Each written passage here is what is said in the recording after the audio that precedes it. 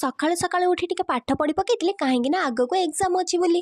ତାପରେ ଘରକୁ ଛୁଆ ଟ୍ୟୁସନ ହେବା ପାଇଁ ଆସିଥିଲେ। ଟ୍ୟୁସନ କରିସାରି ମୁଁ ଗାଧେଇ ପାଧେଇ ଫୁଟିକି ଫ୍ରେଶ ହେଇଯାଇଥିଲି। ଇଏ ଯୋଉ ଆଜିକାଲି ବାବା ଖରା କରୁଛି ମାଲୋ ମା, ଖାଲି ଖାଇ ପିଇ ଶୋଇବା ଛଡା ମନ କଣ ଆଉ କୋଉଥିରେ ବି ଲାଗୁଛି।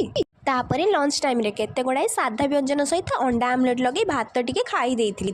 ଖାଇ ପିଇ ମୁଁ ଟିକେ ମଧ୍ୟ ଶୋଇଥିଲି। ତାପରେ ସାଙ୍ଗର ଫୋନ ଆସିଲା। ଦୁଇ ସଙ୍ଗାତ ଆମେ କଣ କେଜାଣି କଥା ହେଲୁ। 2ଟାରୁ କେତେବେଳେ 4ଟା ହେଇଗଲା ତାହା ଜଣା ପଡି ନଥିଲା। ସାଙ୍ଗ ସହ କଥା ହେଲେ ସମୟ ଜମାରୁ ଜଣା ନ ପଡେ। ବାହାର ଲୋକଙ୍କ କଥା ଶୁଣିଲେ ଜୀବନରେ ବହୁତ କିଛି ଫରକ ପଡେ।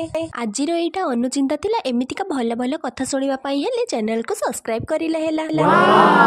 ତାପରେ ଟିକେ ରେଡି ହେଇ ଟ୍ୟୁସନ ବାହାରି ଯାଇଥିଲି। ରୂପା କଥା ଶୁଣି ମନଟାକୁ ଖୁସି କରିଦେଇଥିଲି। କଣ କହୁଛୁ?